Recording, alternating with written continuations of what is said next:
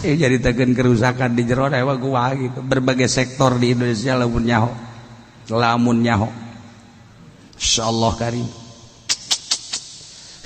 Ada 4 manusia di Indonesia anu nyana korupsina nu hiji 3 triliun 3 triliun hiji mal bejakeun ngaranna 4 manusia nu hiji 4,3,7 triliun 3,3 triliun nu hiji deui 4 keneh kepala 4 sekian nu hiji deui 2 teh 200 sekian triliun 4 manusia di Indonesia ku hari. Jadi lamun nu hiji 300, nu hiji 400, nu hiji 400, nu hiji 300. Cepat separa.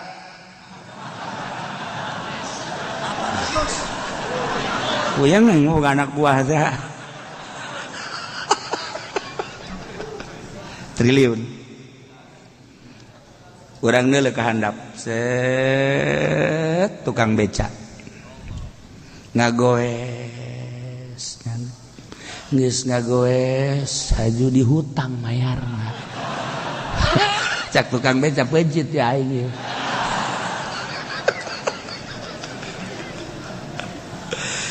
Berapa banyak tukang beca dan berapa banyak supir angkot dan berapa banyak orang yang tidak dibayar di pabrik, berapa banyak orang yang belum mempunyai lapangan kerja dan berapa banyak orang yang setelah kerja tetapi tidak stabil. Tuh hanya 4 golongan, 4 manusia kelasnya 300 triliun, 400 triliun, 400 triliun, 200 triliun, 4 manusia di Indonesia. Masya Allah kan. Mantap borigak bulu. Mun urang nyaho tah, mun urang nyaho. Allahumma shalli ala sayyidina Muhammadin wa ala ali sayyidina Muhammad kama shallaita ala a'udzu billahi minasy syaitanir rajim.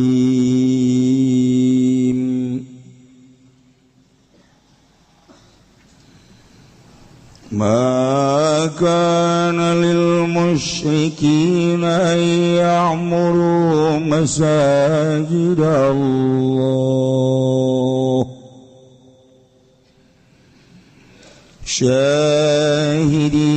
ala anfusihim bil kufr ulaika habitat a'maluhum wa fin nari hum khalidun. Wallahu alamu bimaradi oranana ana ikut tutup kade ongkang musyrik kabeh apa yen tah ngarameakeun ya musyrikin ing pirang-pirang masjid Allah bil ifradi kalawan den ifradkeun masjid Allah wal jamilan dan jamakeun masajid Allah bidukhuli wal qudi fi kalawan manjing masjid Allah lan dodok bihi ing dalam masjid Allah syahidin ala kang nyakseni kabeh ala anfusihim ing atase pirang-pirang awake musyrikin bil kufri kalawan kufur utawi mengkono musyrikin iku habitat sia-sia batalat tegese batal amalum apa pirang-pirang amale mul ulaika ya ada misyartiha guna oranana syarati amal wa finnari lan ing dalam narakahum utawi ya ulaika khaliduna iku kang langgeng kabeh Innama ya'muru masajidallahi man amana billahi wal yawmil akhir wa aqama as-salata wa ata az-zakata wa lam yakhsha illallah fa'asa ulaika an yakunu minal muhtadin.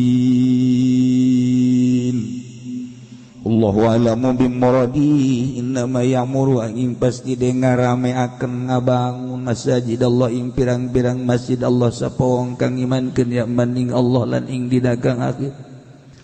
Lana tepi yang mana salat ing salat wa talan ngayakeun yang mana zakat ing zakat walam yakhsha lan ora wadi man ahadani uswiji illallah angin Allah pasa ulaika maka manawa apa mangkono al mausufu kuyendana ya ulaika minal muhtadin iku tetep saking ngongkang oleh pituduh kabeh.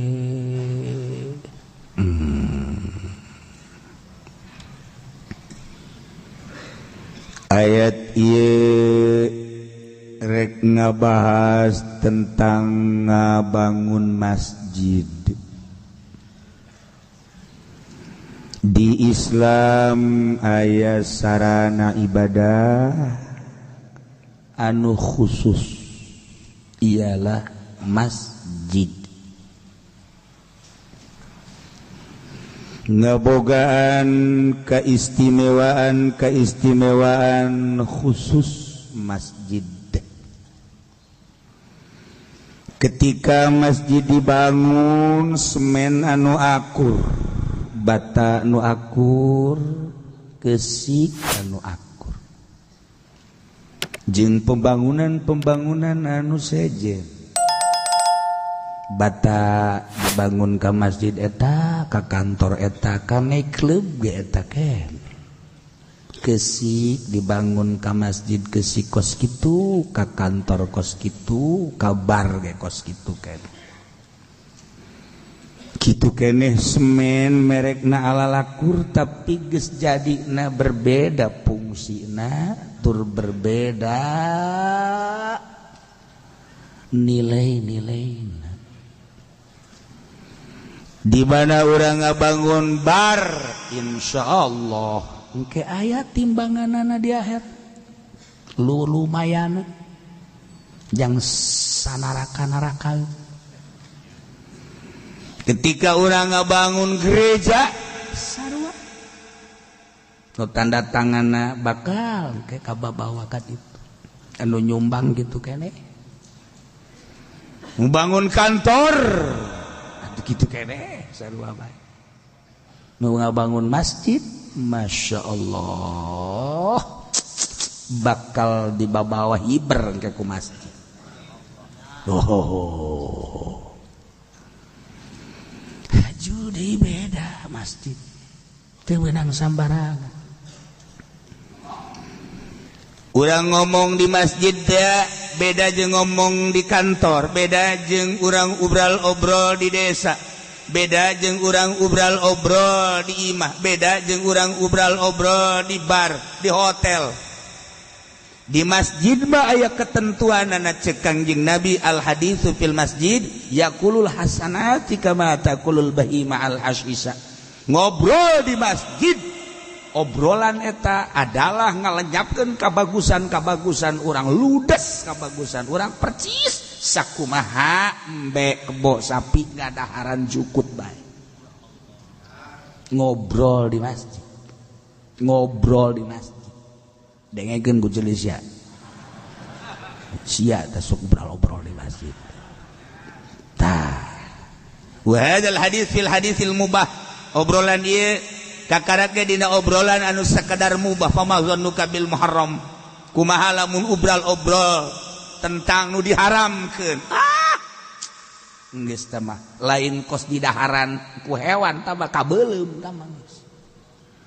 Wa kadzalika al-ghida, kitu keneh nyunya nyanyi di masjid. Eta mah geus dahsyat nage, dahsyat nage.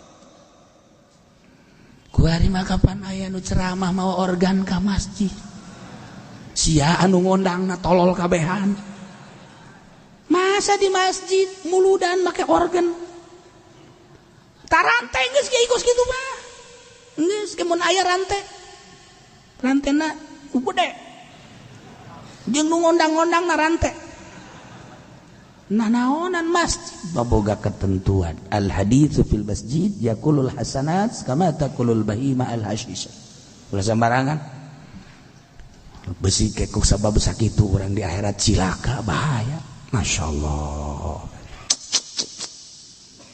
masjid mah julukanana buyutullah imah Allah lain sembarangan urang lamun lewat ka Tangerang aya merek di dinya kantor inilah kantor DPR tempat setan-setan ngindep di dieu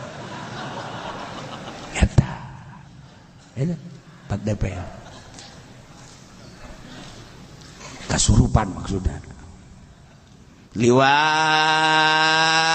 urang ka Tangerang aya Polres polisi resort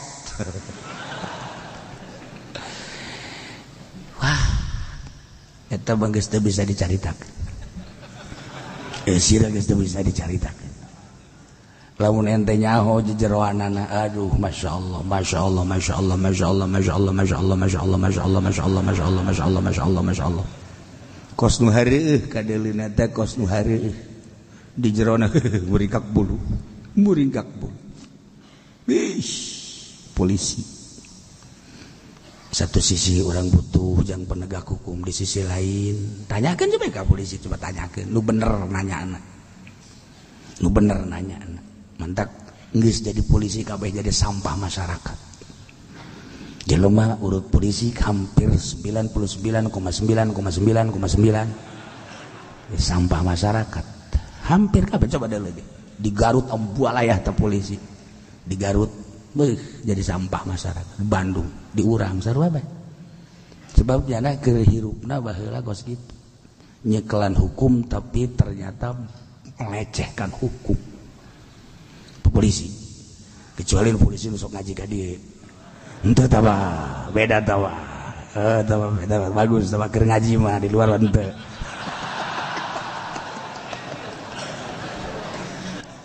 ya Allah ya Rabb tentara ya sawah jadi tekan kerusakan di jero dewa gua gitu berbagai sektor di Indonesia lamun nyaho insyaallah karim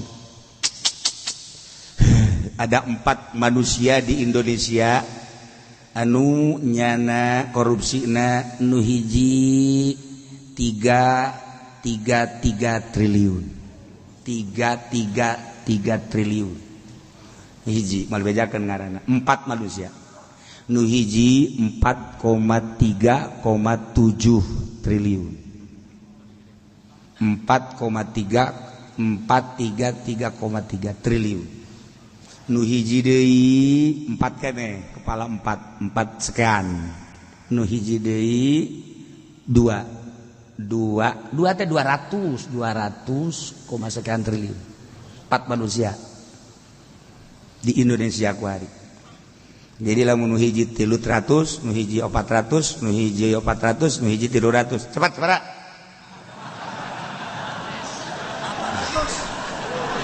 kuyang mau anak buah teh triliun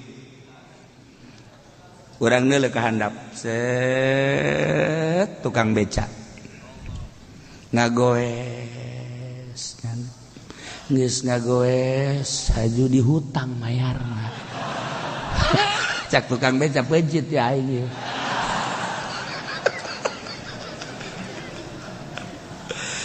berapa banyak tukang beca dan berapa banyak supir angkot dan berapa banyak orang yang tidak dibayar di pabrik berapa banyak orang yang belum mempunyai lapangan kerja dan berapa banyak orang yang setelah kerja tetapi tidak stabil. Tuh hanya 4 golongan, 4 manusia kelasna 300 triliun 400 triliun 400 triliun 200 triliun 4 manusia di Indonesia. Masya Allah kan mantap borigak dulu mun urang nyaho tah mun urang nyaho jadi kiai pun nyahoanan datang atuh sia kai mantap gitu teu perlu boga HP kos gitu mah ya HP mah tau jang dangdutan malulu tolol. Ya Allah, ya Rabb. Ya Indonesia. Mantap.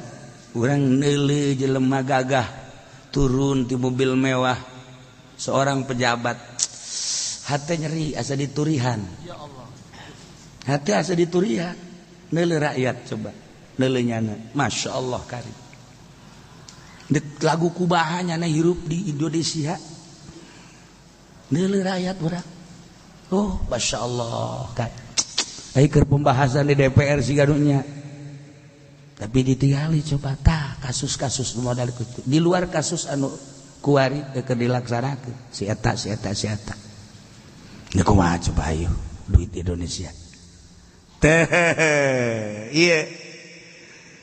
Nah, kajian sama urusannya tanggung jawabnya ke di akhirat. Ketika orang ngajenkeun nyana leuwih ngeunaheun tapi ketika orang jaing ge bangsa Indonesia ja aki aing ge baheula berjuang malah diseret aki aing ge atuh aya saeutik-mah urang teh sifat kebangsaan urang dihijikeun jeung keagamaan urang kok kieu-kieu teuing berarti urang boga tanggung jawab terhadap negara ketika urang boga tanggung jawab terhadap negara atuh kudu dideuleusayeun urang kekerjaan negara teh bakal kumaha ieu negara dibawa ka mana ieu negara kumaha nasib rakyat ieu geus jelas bensin nararaek endog nararaek malah kamari tukang endog dipepes-pepeskeun cakena kunaon emang belu aing cenah teh mararaek endog Masya Allah karim aya anu naik resep pamajikan naik bae cenah salaki resepeun tah mah aya nu naik bagus aya nu naik teu aya nu teu naik belu cek pamajikan balik sia ka ditu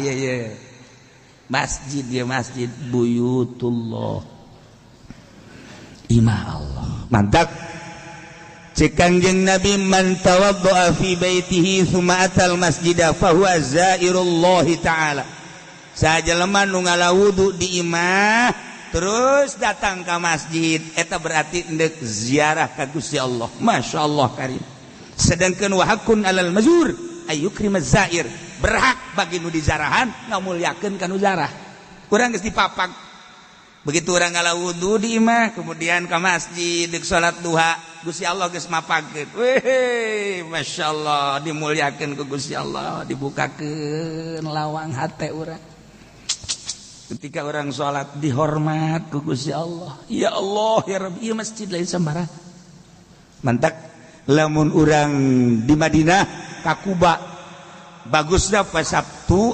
afdolna di imah ngalawuduna ieu Kangjeng Nabi nyaritakeun man tawaddaa fi baiti ngalawudu heula di hotel urang beres terus berangkat ka Kuba dipapag ku malaikat dihormat ku Gusti Allah eta teh sarua jeung umroh ganjaranana urang salat duha di Masjid Kuba sarua jeung umroh ganjaranana Masya Allah geus teu kudu di Madinah teh mah jang jelema-jelema anu ka Mekah ka Madinah urang nu di imah bae pikiraneun ieu pikiran ge urang mah ieu geus bae di imah ngalawudu beres ngalawudu berangkat ka masjid memeh datang aya babaturan ngajakan bisnis tere datang ka lawang masjid teu jadi asup ka masjidna Gusti Allah tolol teh budak ieu edahan ngahormat ka ditu goblok-goblok teh sadeugeun kan Allah anu endek ngahormatna Allah anu endek mere kauntunganana sadeuk salat juhat terjadi mah ku aing teh dimejejeskeun sia ku aing bisnisna awas ya cek Gusti Allah lain ngahargaan ka aing heula ngarahan ka ditu tah ajeuna mah bisnis tinggal bisnis ditipu batur tuh ya badawadda fi baiti summa atal masjid fa huwa zairullah wa hakun alal mazur ayyukrimaz zair ya Allah ulah-ulah soal gede masjid mah ngalampuan masjid beman asroja fi masjidin suraja jelema anu nyieun lampu hiji bae di masjid lam tazalil malaikatu hamalatul arsy yastaghfiruna lahu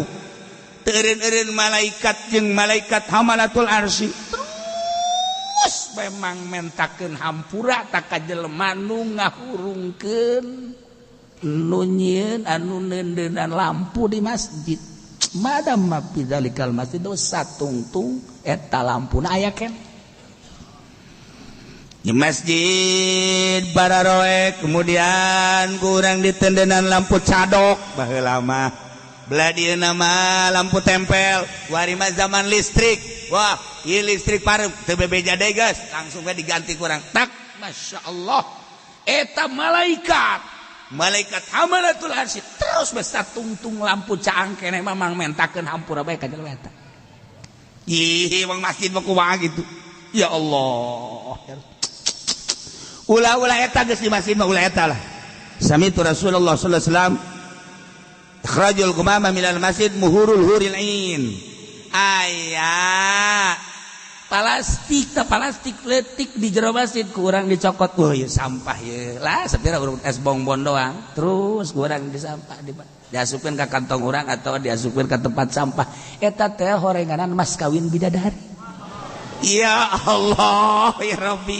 geus pokoknya masjid mah hayang boga bidadari nah nyapuan masjid ya Allah ya Rabbi lamun di dinya aya tai kotokan urang ya cempal dibiceun terus dipel oh tah geulis jasad mah bidadarina beda tah mah lamun kan ngan seukur sampah leutik bae mah bidadarina nu kelas biasa tah mah kelas kampung bidadarina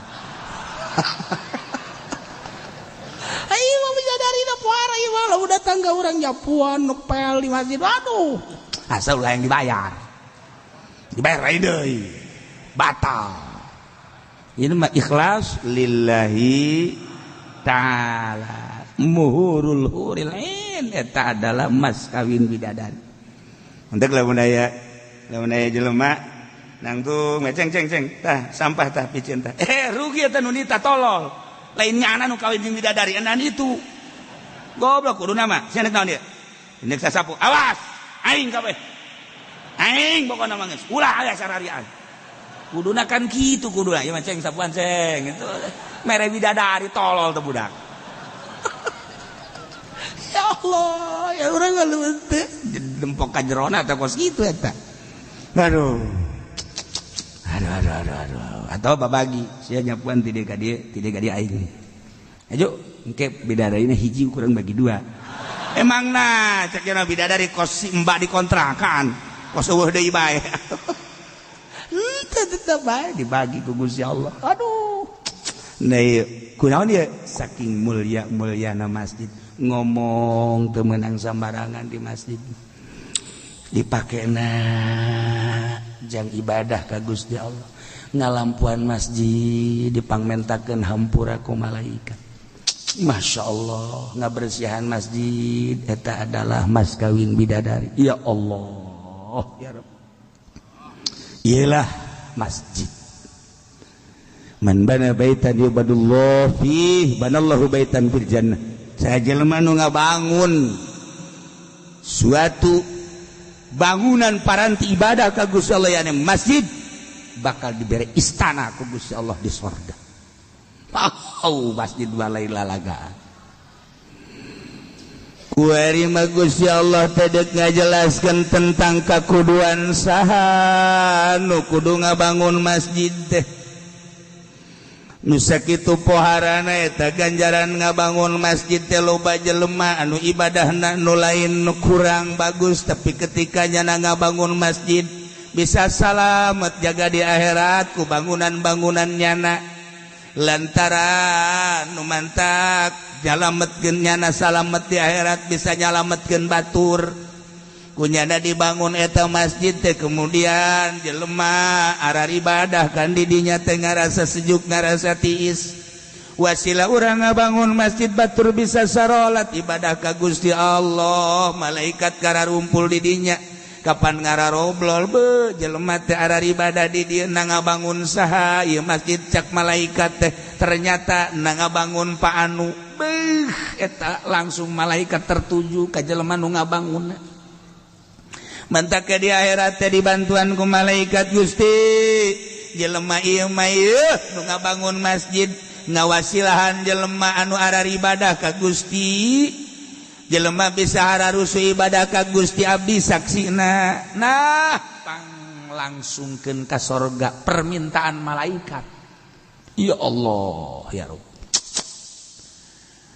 aya deui jelema batur mah ngabangun masjid teh udunan ku hayang-hayangna menang derajat jaga di akhirat aya meleg-meleg meureun ngabangun hiji ja kudu ratusan juta bahkan miliaran teu boga hayang milu we nempelkeun 1 juta 2 juta dikumpulkeun di panitia masjid ku panitia masjid pake meuli Fortuner Allah kan haju kiai deui eta kiai jelema kiai balik bejakeun gugul kiai di Tangerang tah lain lah ulah loba omong ulah loba omong aya nu lain kiai mah leuwih jahat deh duit geus kararumpul di kotak duit geus kararumpul di leungeun panitia dicokot ku nyana diinjem heula jagna teh adek dipake usaha kotak eueuh nu itu eueuh tuh dehem ditolol Masya Allah ya pasti itu sih ada meureun di kanarakakeun eta ku Allah silakan Allah kan saha ieu nu kudu ngabangun masjid tah ieu ayatna ma kana lil musyrikin ya'muru masajidallah teu pantes teu layak ka jelema anu berpredikat agamana musyrikin kudu ngabangun masjid-masjid Allah musyrikin mah teu layak ngabangun masjid kafirin mah teu layak ngabangun masjid musyrikin anu syahidina ala anfusihim bil kufri anu bener-bener nyaksian ka dirina bahwa nyana kufur dengan bahasa tidak baca 2 kalimat syahadat dengan pagawean nyana masuk ibadahna ke gereja jeung ka kelenteng jeung ke berbagai-bagai sarana ibadah lain masjid omonganna geus lain omongan Islam lain muslim lain mukmin pagaweanna ge kitu keneh tingkahna kitu keneh berarti anu benar-benar syahidina ala anfusihim bil kufri nyaksikeun dirina bahwa dirina kufur teu layak ngabangun masjid dina ngabangunna berarti aya unsur-unsur politis anu di ujungna bakal jadi kejahatan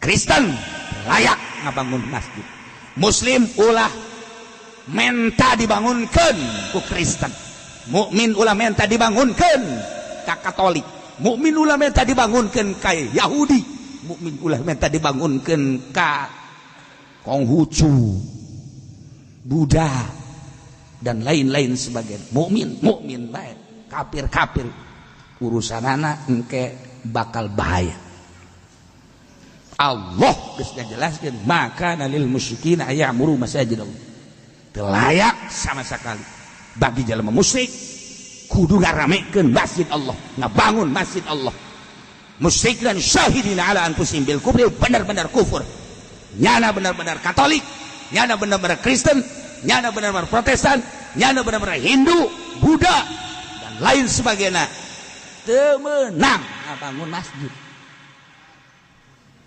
teu meunang ulah unsurna pasti engke bakal nyantok ka urang di perumahan-perumahan teh ku ari mah orang-orang mukmin teh kemudian memohon ke musyrikin ke kafirin minta dipangbangunkeun masjid salah adapun pasumna mah masalah tahu penyediaan jang masjid untuk ngabangun masjid mah tetep bae kudu urang sebagai mukmin adapun sarana pasumna masalah nya nanya diakeun tah mah tah jang masjid emang kudu Tetapi untuk ngabangun tetap baik ulah diserahkan ka musyrikin. Sebab daun hatena manyana tetap baik ka urang ngamusuhan. Ngamusuhan. Sarua bae nyanajeun partai anu ngarekrut supaya didukung. Partainya partai Katolik, partainya partai kafir. Tah eta haram ngadukung ka goblok jelema. Dukung ka partai kos kitu. Asana di dunia kene ku galedeg ta jelema. Tarolol jasa di kamarana-maranakeun meureun akidah ngabangun masjid bae ulah. Sabab nuzul ayat ieu teh kieu nu sabenerna mana jamaatan min ruasai Quraisyin usiru yauma badarin. Ketika perang Badar, pemimpin-pemimpin Quraisy teh tertawan ku mukminin.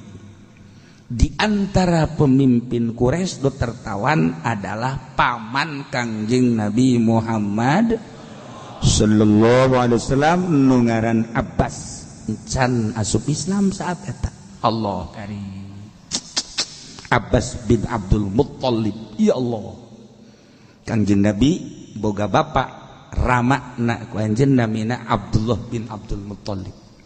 Boga adik ngaranna Abbas. Jadi Kangjeng Nabi paman ka Abbas. Tah eta teh can asup Islam. Ketika perang Badar, Abbas teh paman Kangjeng Nabi, perang jeung Kangjeng Nabi. Kangjeng Nabi alo berarti perang jeung mamang. Tertawaan mamang. Masya Allah. Akhirnya rombongan mukmin kan datang ka tawanan-tawanan lantaran aya Sidina Abbas. Didinya nyengserikeun para mukminin teh. Wahai paman Nabi, wahai Abbas anu mulya. Kunaon atuh maneh saat ieu masih keneh can nuturkeun Allah nu bener. Muhammad teh Nabi, Muhammad teh Rasul. Anjeun masih keneh mempertahankeun kasyirikan. Teu boga kaisi. Batur geus ariban. Di mana di meni geus ngaduku. Wahyu geus terus-terusan datang. Ai mamang ku anjeun kos kieu. Nanaonan, ieu teh nanaonan. Col Sidina Ali. Sidina Ali lebih keras deui cenah mah. Ya Ali bin Abi Thalib yubihul Abbas. Heh, Abbas. Cek Sidina Ali. Ai sia teu boga deg-degan amat sih. Tuh, batur geus arari mah sia bencang. Sidina Ali tas dietek meureun nya.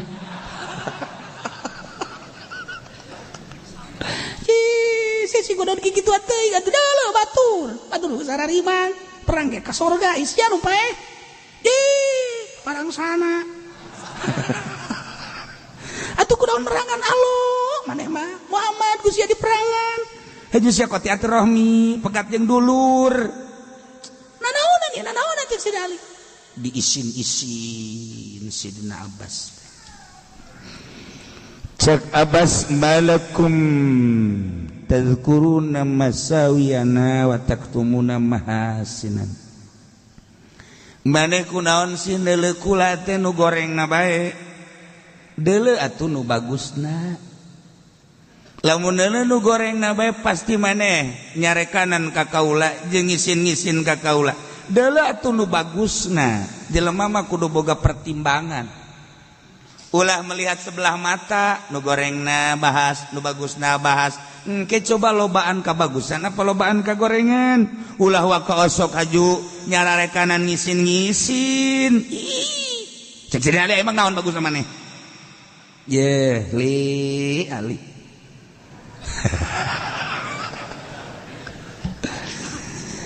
Halakum mahasinukum memang cek Sidina Ali ai kitu maneh henteu neuleuh kana kahadean pan kula ge boga kahadean aya kitu kahadean naam mana coba kahadeanan nahnu afdalu minkum nu'ammirul masjidal haram nahjubul ka'bah lamun dibandingkeun jeung aranjeun kabeh yeuh kaula leuwih mulya tibatan maraneh kabeh Masjidil Haram saha anu ngabangun jeung saha anu ngurusan Abbas ya. Ka'bahna saha anu ngurusan mandian jeung ngalambuan ye Abbas selalu kukula diurus jelema anu marunggah haji anu ibadah saha anu merean caina ye Abbas. Ketika jelema-jelema kesulitan di sekitar Mekah saha anu mere jalan ye Abbas. Deula atuh kahadean anak ulah leuleut ka gorengan bae. Tapi ayana Masjidil Haram nu ngabangun kula anu ngurusan kula Baitullah sakitu hebatna nang kula ngurusan jelema nu terlantar ku kula diurusan jelema kalaparan jelema dahaga kula nu ngurusan. Tanyakeun coba di Mekah kumaha keberadaan Abbas ye paman Muhammad caricing ka bae Sidina Ali ge heuh ge nya sakitu.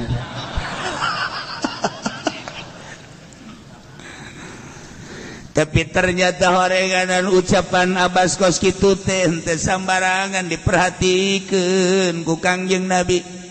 Kangjeng Nabi teh tadarruk ka Gusti Allah teh lila turun ayat malaikat Jibril. Malaikat Jibril nurunkeun ayat maka lil musyrikin yamuru masajidallah. Layak Muhammad bejakeun ka para musyrikin untuk ngebangun masjid khususnya Masjid Haram dibangun ku Abbas umumnya seluruh masjid nu mantak dijamakeun masajidallah ieu teh litazim sebab imam daripada seluruh masjid jihad daripada seluruh masjid sadunia menghadap ke Masjidil Haram kabeh mantak dijamakeun masajidallah litazim kompas kurang di satu khususnya Masjidil Haram anu keur dipermasalahkeun ayeuna umumna seluruh masjid di dunia teu layak teu bagus teu wajar masjid dibangun ku musyrikin ulah masyaallah.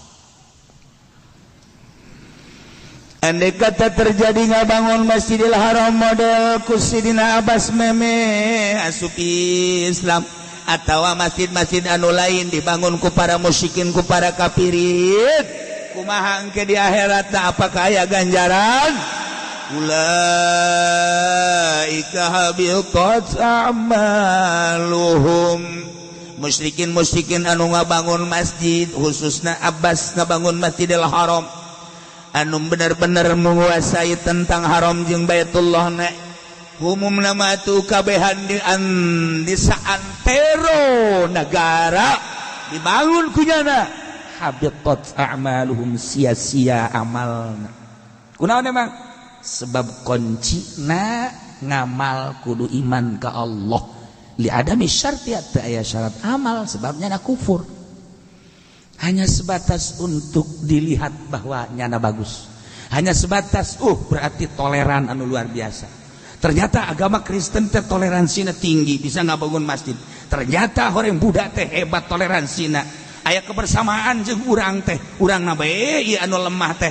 Ujung-ujungna kan urang ngomong kos karari itu tah terutama bangsa di kalangan pemerintah. Kurang bagaimana dia? Bangun masjid. Kurang bagaimana dia? Bangun masjid dan lain sebagainya. Ieu mangan sakadar hayang diararaku doang manehana nama ujung-ujung nama ka urang teh ngabusuhan kajen kukumaha sakali ulah nyana dek nyumbang orang tidak boleh nyana dek ngabangunkeun masjid teu hanai ulah urang nu tanggung jawab nyana ngabangun masjid teh meunang ganjaran habitat a'maluhum tas sekali di akhiratna wa finnari hum khalidun di akhiratna abadal abidin salilama we di neraka jahanam nyana ngabangun masjid nyana nyumbang masjid naona lantaran syarat amalna kafir bahkan sekaligus ditimbangna gengke timbang mah timbang kan bebelahan anak urang makan ieu amal bagus katuh ieu amal goreng geus ditimbang ge salat bagus puasa aya haji hah bari ka gorenganana coba main gaple aya deui main remi aya deui main judi aya deui ka dieu ngagilek urang bakat kos gitu brus ka neraka ai kafir mah ieu nu eueuhan ieu imanan tinggal sabelah mentak nya nama dikolektif dirut sekaligus dirut saumat atau saprovinsi geus dah saprovinsi ya Banten mana Kristen dirut set brusu brusu da eueuhan ieu na ai urang mah kana aya tuh teh urangna di tengah di dieu set timbang ngaji tak masyaallah mantap salat teh husu gayana tep ieu kari puasa sanajan pindah dahar ge lumayan ya Karim haji sanajan motoan we ge ditu ayalah ya Karim ha belum ada ya dagang karung oplos nyana geus deulekeun bae wah bahaya ya bahaya ya Karim aduh pulang ngaji ngabonceng jahe Masya Allah geus kieu jalan molotot bae macan angeus ye wah ya Karim ya Allah ya Rabbi ya Allah hutang kata tangga teu dibayar ku nya geus leutik hate nya nasib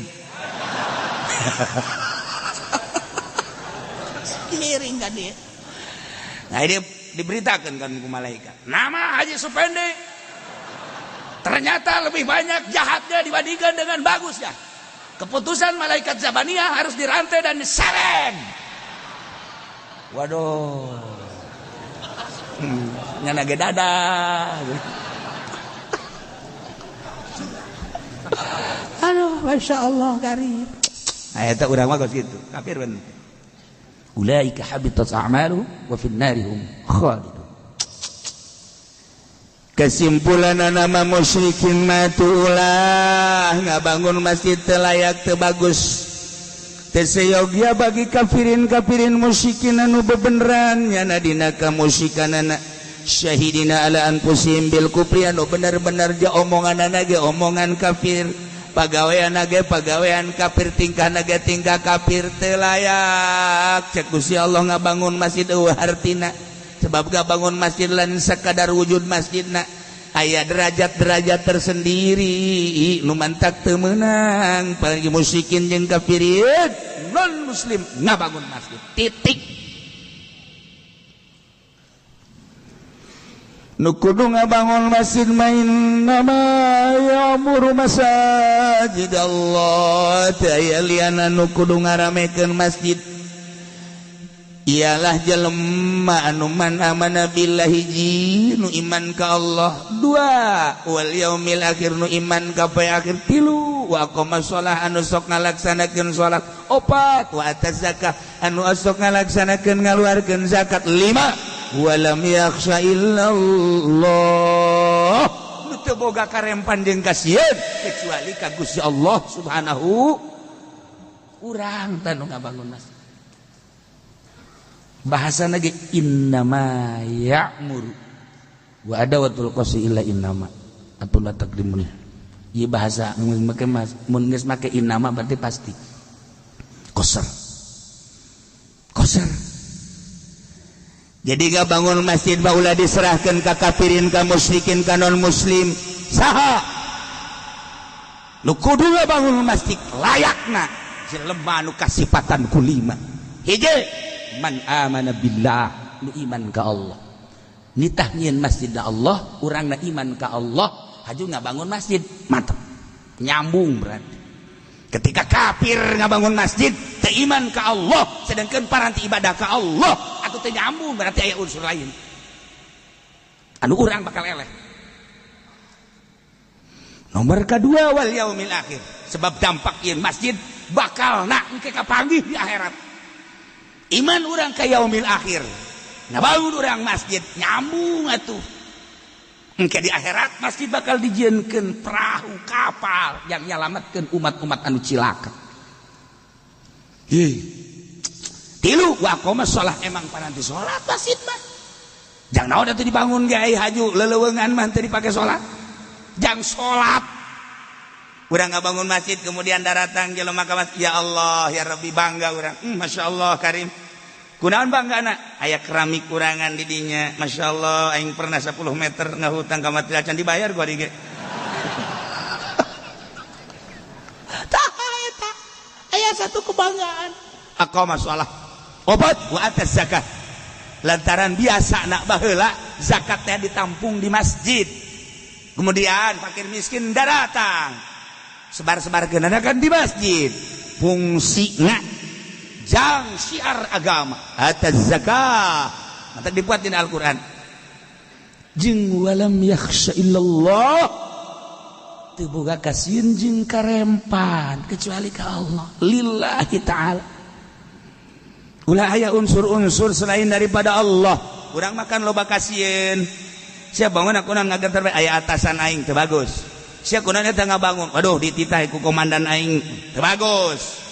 Hiji bae boga kasieun mah Allah. Sebab urang diciptakeun ku Gusti Allah, diurus ku Gusti Allah, bakal balik ka Gusti Allah. Allah nitah beramal. Ieu amal naon ieu panitah Allah. Mungkin urang bakal ngaharep kanu nitahna.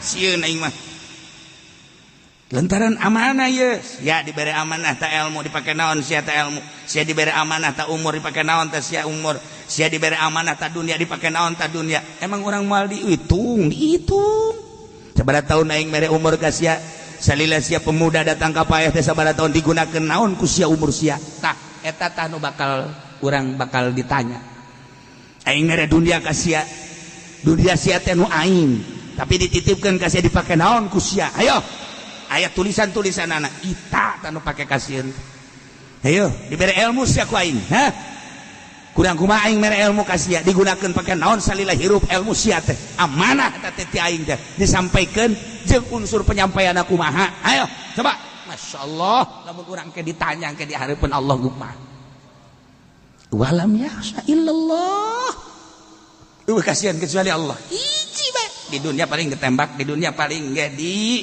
itu penjara di dunia beres tapi di akhirat salam. Imam Hanafi mah diseret kita nyaritakeun ngomongkeun bahwa Al-Qur'an jadid bisa Al-Qur'an gadib seret manehanana saya seret sidang deui sidang tanya kumaha ieu jadid apa hadis qadim apa jadid gadib sakit tugas di kieu-kieu kitu penjara kajeun cek Imam Hanafi masyaallah justru di jero penjara Imam Hanafi ngarasakeun kalazatan ketemu jeung Allah Subhanahu wa taala. Eta mah hanya sabab teh di jero penjara terasingnya jeung makhluk-makhluk. Nikmat poregadan di penjara teh. Bisa wusul ilallah. Bisa ningali ka Allah ku mata hate. Ya Karim Allah. Nah, mata ki masjid nu ngabangunna urang sebagai mukmin. Sakumaha tadi keistimewaan masjid anu luar biasa. Lamun jelema boga dunia kemudian haju siap ngabangun masjid terutama di pinggir jalan. Di pinggir jalan. Jelema ngabangun masjid di pinggir jalan kemudian jelema lewat pas waktu salat terus nyana salat di dinya eta mah geus teu kudu caritakeun buanjana nu buanana nu wah eta mun carita nyadiakeun sarana salat di pinggir jalan saha anu liwat butuh salat geus wah raja saya ya Allah ya Rabbi wah raja saya tuh gaya jelema peting-peting jam 12 kahujanan aju manehna teh anu leuwih mah nu sugih hajunya nah hayang endong keketrok ka imah nu sugih ketrok siapa nu sugih saya ada apa ini saya kehujanan oh iya saha ulah terus bae bari dibuka ke lawang saha sih sabenerna hayang dihormat jana ulah minantu Allah bih waharamat setengah kiai jelema gitu tah setengah kiai saha sia ulah minantu Allah maksudna mah hayang dihormat abeh datang ke jero teh dibere kamar nu bagus kasur nu bagus minimal atuh bere dahar heula kan minantu Allah ngaranna ge atuh Oh parah. Oh sia minantu Allah. Tungguan mukakeun lawak dicekel we leungeun. Hayo tadi ka imah Allah sia. Pan dibawa ka mana? Sia minantu Allah. Dibawa ka masjid tak ngasupkeun dikunci tah imah Allah tah sia. Nu sugihna sableng meureun teh nya. Sial tah nu sugih. Tinggal eta we setengah kiai di masjid atuh kieu mah aing teu kudu kanyana. Jangan teh. Bisa asup sorangan. Ya, tunggu tiris bae di masjid banjana. Hujan gede bannya tiris ban salah ngomong aing. Dek sok-sokan tadi mah abeh pajar wali meureun gitu. Sagada minantu Allah, itu dibere ka imah Allah. Tungtung nama atuh isuk-isuk nyeri beuteung bae pan. Kabagi jeung nu sugih teh hakan tah minantu Allah teh. Sia ai ka aing ulah sok sambarangan. Jadi orang ulah sok sambarangan ngomong. Masya Allah kari eta masjid kuatah jelema nu ngabangun masjid fasaulaika ayyakunu minal muhtadin. Maka berharap jelema nu kasipatan kulima sifat tadi teh hiji mana billah dua wal yaumil akhir tilu aku masalah obat atas zakalima walam yakhsha illallah eta ma'u ayakunu minal muhtadin jelema eta anu menang pituduh ti Gusti Allah subhanahu wa ta'ala. Namun orang mampu ngabangun masjid ku sorangan luar biasa teu mampu atuh kuduaan teu mampu urang kulimaan teu mampu mah atuh urang babarengan bae jeung masyarakat ieu urang babarengan ngabangun masjid ulah sok diserah-serahkeun ka kafirin ka musyrikin ka non muslim bahkan lamun aya nu nyumbang cek fikih mah teu naon nu nyumbang ti kafir teh tetapi cek ahli tasawuf teu kudu gagah muslim lantaran dititahku Allah mual misrek nu nitahna ge Gusti Allah asal urangna nu bener. Allah maha kaya maha segala-gala engke ge loba anu urang aneh lamun urang nuturkeun perintah Allah loba nu aneh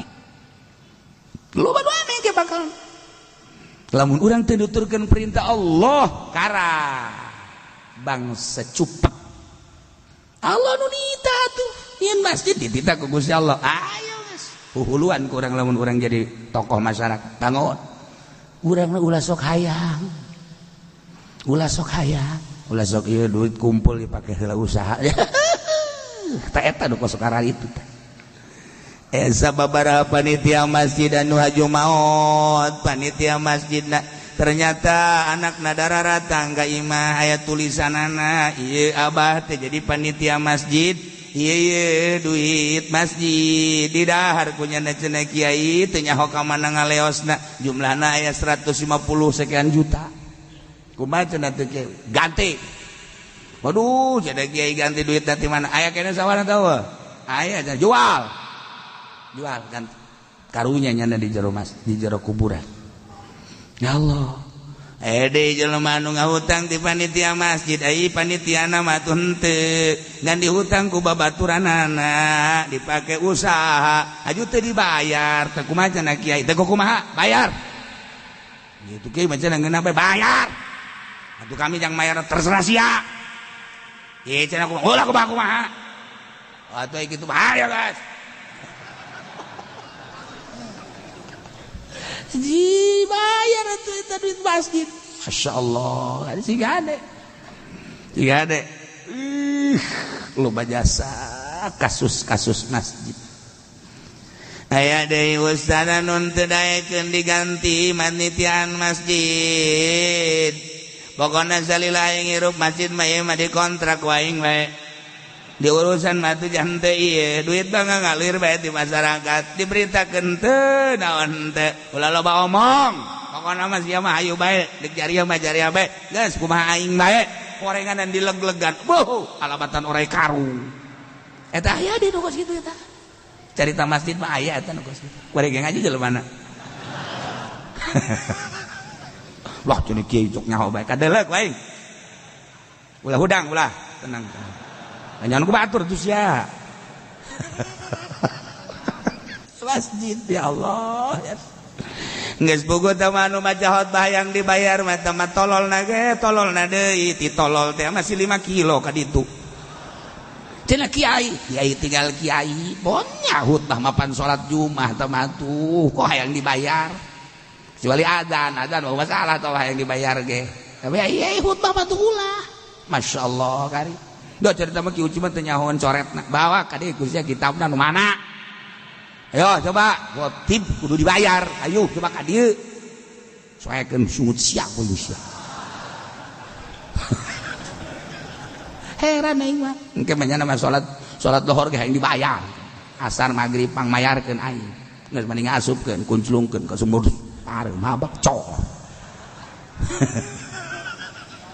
Aing heran di akhir zaman salat kudu dibayar. Engke mah puasa ge hayang dibayar sia. Ambo parang sana. Fasa ulaika ayyakunu minal muhtadin. Ialah jelema-jelema anu ngabangun masjid nu kasipatan ku 5 iman ka Allah iman ka yaumil akhir ngalaksanakeun salat ngaluarkeun zakat teu boga kasieun kecuali ka Allah. Na la yakunu minal muhtadin nyana anu menang pituduh ti Gusti Allah Subhanahu wa taala. Ngan eta tah ayat tungtungan walam yakhsha illallah ulah boga kasieun kecuali ka Allah. Jadi nu dideuleu ngabangun masjid, majlis, mushola, pondok pesantren hiji be Allah. Kula aya unsur-unsur nu lain. Karak mandi ya Allah ya. Jadi kesurang jelas atuh guarima instruksi ti Gusti Allah tinu bogana tinu khaliqul makhluk siga geunaheun urang dibangunkeun masjid ku musyrikin horenganan asal siga ngeunaheun urang tararis dibangunkeun ku kafirin horeng salat teh nu kos darar itu teh horenganan boro-boro ngabangun musyrik mah asup ka masjid ge haram hukumna asup ka masjid haram hukumna kafir asup ka masjid haram hukumna non muslim asup ka masjid haram hukumna masyaallah tuh ngomong ngabangun. Lamun aya DKM kuarinde kadatangan tamu kemudian tamuna teh kafir haju negayakeun acara di masjid haram kafir asup ka masjid. Kuaril Kapolda Banten teh kapan Kristen sedangkeun di urang teh loba acara-acara. Nah ieu Kapoldana asup ka masjid haram asup ka masjid dah. Haram dikecualikeun aya kepentingan negara asal geus kecuali bae kan eta mah toleransi urusanna aslina mah kan haram aslina mah haram kecuali aya kebutuhan urusan politik kebenarannya na bergelut di kewilayahanana anu memang kumpulna di masjid dikecualikeun masalah sebatas nyaritakeun kepentingan negara di luar eta tetep haram. Bahkan lamun urang ngabangun masjid kemudian aya tukang bas teh non muslim haram masjid dibangun ku tukang bas ku lain muslim dengekeun ku ceuli sia cuma ngaji bebeneran ye ceulina buka bangun pareureum bae heran. Ente cenah kiai lah ya kaseueuhan teh nguduk ajan kokomah ge. Yes, ya jadi minantu Allah kabeh. Ngare di beuteung sia ge. Oh. Sagali deui musyrikin kafirin manul muslim boro-boro ngabangunkeun masjid. Asup ka masjid ge haram. Lamun DKM ngameunangkeun asup ka masjid ka kafirin tungguan gara modar ge di akhirat dikarebekeun di neraka. kecuali aya kepentingan anu patali jeung nagara nyana kebenaran keur bergelut di negara contoh model Kapolda Banten kemudian nyana asup ka masjid lantaran aya hiji nu rek disampaikeun nah eta mah utang hitung setelah nyampaikeun nyana geus teu meunang diuk di masjid kudu di luar wani henteu sia ka Kapolda kos kitu ayo coba Bapak Kapolda yang akan menyampaikan tentang urusan situasi dan kondisi keamanan di Banten. Dengan demikian dipersilakan untuk memberikan mau itu atau nasihat-nasihatnya yang bertalian dengan keamanan Banten. Dan setelah itu Bapak Kapolda harus duduk di luar masjid. Ayo sih ditembak sih ya. Temenang diuk di jero masjid haram. Ini kumaha tuh? Sebabnya nama kan kecintaan ke masjid berbeda. Jadi berarti manehanana makan lalagaan di jero masjid. Sementara orang makan ngagungkeun ke masjid. Aya aturan-aturan tersendiri kan di masjid teh. Nyana makan teu boga lantaran lain imah nyana. Teu nyambung antara nyana jeung masjid sebab kafir ka Allah anti, ka Kangjeng Nabi Muhammad anti. Sedangkan ieu mah wudi alil ibadah. Masjid mah tah udah orang ningnang boga Kapolda tah ya matak syahadat ta masjid asup ka masjid haram dikecualikan aya kepentingan urang ngabangun masjid ya ngabangun masjid nu ngabanguna tukang basta non muslim haram kudu muslim bae emang eueuh deui kitu muslim anu bisaeun cenah bararengkok we kajen bengkok saeutik mah iya itu muslim kan nyaritakeun tentang ayamuru masajid Allah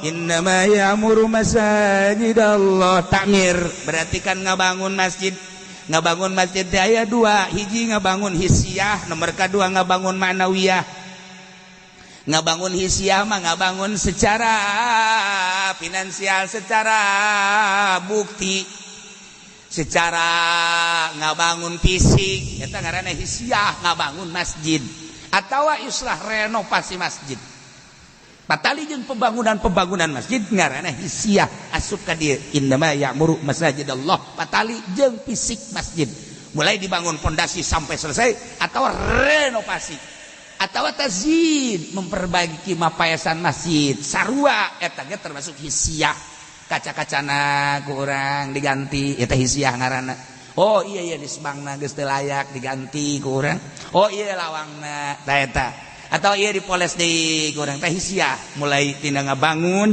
atau renovasi atau memperbaiki mulas-mulas dan lain sebagainya nah ieu ngaranna hisiah takmirul hisiah asup ka dieu innama ya'muru masajidallah aya anu ngabangun masjid takmirul ma'nawiyah geus sianana datang urang kadinya pake salat ku urang pake itikaf eta ge ngabangun masjid keneh jang naon hartina masjid atuh mun geus siang jang naon datang urang ka masjid urang itikaf di masjid takmirul masjid ngaranna ngaramekeun masjid tadi mah ngaramekeun masjid segi bangunan kuari mah ngabangun masjid segi ibadah ma'nawiyah yo urang ngajakan ke masyarakat yuk urang ramekeun ieu masjid yuk urang pake marhaba malam Jumat urang pake ngaji nu patali jeung ibadah yuk urang ngagungkeun ka Kangjeng Nabi poke maulidan urang nyaho salat nyaho puasa nyaho zakat nyaho ngabangun masjid ti Kangjeng Nabi yuk urang maulidan atuh ulah cara Muhammadiyah mah kunaon sih nyaho salat ti Kangjeng Nabi tapi ketika deuk diramekeun Kangjeng Nabi ulah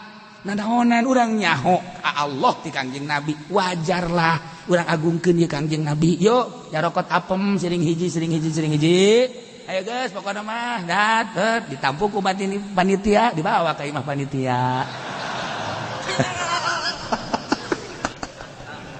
Masya Allah tamirul masjid saha nu layak jadi imam saha nu layak jadi muadzin tamirul masjid supaya ngeunaheun setiap jelema nu datang ka dinya terasa ibadah teh sok ayo udah urang ayo nama ramekeun ieu masjid teh sanggeus tadi bangun ngabangun ngaranna takmirul hisyah kudu muslim teu meunang kafir. Nah takmirul ma'nawiyah kudu ahli ibadah nu layak dihareupeuna saha ieu imam nu layak belah dieun imam saha sebab naon besi imam hitut imam salat maghrib Allahu akbar menang sarakaat tut sak imam teruskeun uleh tugu masih bae amun teruskeun atuh doraka sia nipu batur ieu sia teu boga wudu batur boga geus salah teh geus eueuh imaman kan. Nah ieu nu disisieun urang teh kan lamun nu bodoh weh kumaha ieu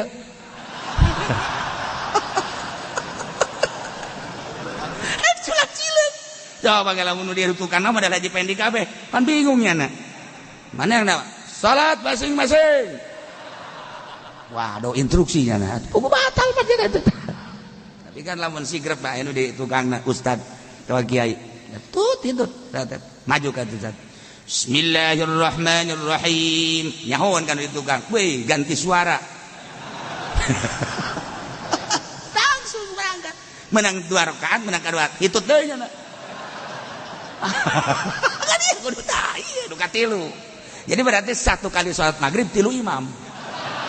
Itu masalah. Tai pala linter makan geunaheun. Coba lamun nu bodoh. Masya Allah karim. Culak kieu Noel. Kumaha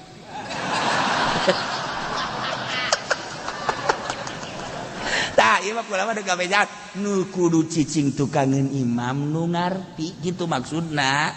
Lain deuk nanaon abeh beusi selip imam. Nah iya langsung set kan kadinya. Masya Allah karim. Ulah sambarangan termasuk khutbah. Khutbah teh kan sholat. Ketika teu akul syarat rukuna, pan aya syarat tetep khutbah mah sebab teh mah gak ganti sholat. Iya hamdalah, shalawat, Quran, wasiat, doa. Eta kan kudu teh mah teu meunang henteu. Ketika teu akur ya je. Pan ieu doaan atau sholatan, nah turunkeun. Naik saurang. Ih, caknya aku ini turun lu mau. Orang langsung. Alhamdulillah, sholatu wassalamu ala Rasulillah. Tadi kula ningali ka empang, ningali lauk, teu parpan seorang lauk betok. Masya Allah karim. Ya Allah ya Rabb, cek masyarakat jadi kos kieu ya. Alhamdulillah, kula tadi ka empang ningali liang seorang liang kasiro. Wah ya teu beres ieu. Tah eta nu ditukangin imamna ulah sambarangan. Geus aping si imam beusi kasalahan, beusi batal, set langsung plek ngeunah. Mantak haram, Madinah, Mekah seperti eta. Teu karasa ku urang, pernah kamari kula keur umroh kamari. Kamari imam batal. Imamna batal, langsung keluar ganti. Kan ngeunah. Ulah sok kaju di arah rantep kos gitu. Ketungtung nama lain mah batal ke kajian karunya muatan dek terus bayar goblok beneran. Jadi bayar pan jadi imamna. Emangna angkot. Iya.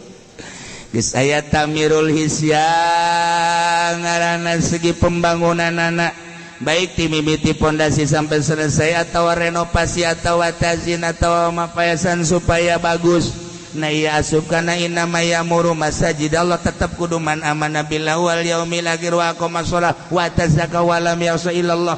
Nomor kedua tamirul masjid min jihatil manawi disebut tamirul manawiyah ngesianana jamual ieu Kristen mangesian masjid Katolik Protestan jamual Yahudi jeung sajabana pasti nu ngesian masjid mah tamirul manawiyah tetap baik kudu man amana billahi wal yaumil akhir wa aqama shalah wa atazaka wa lam yakhsha illallah. Nah asup ka ayat innama ya'muru masajidallah ramekeun masjid diperintah ku Gusti Allah dina segi pembangunan anak ngabogaan nilai tersendiri ke di akhirat lain lalawar bangpang meungpeung kurang hirup di dunia boga dunia muyah mayeh nu isuk pageto bakal ditinggalkan ku urang hanya jadi rebutan ahli waris maning ku ari pake ngabangun masjid kebutuhan di lembur nu ngabangun masjid bangun ku urang mumpung urang keur boga terutama di pinggir jalan jang nu lewat eta mah ganjaranna geus pohara gedena ge lain lalagan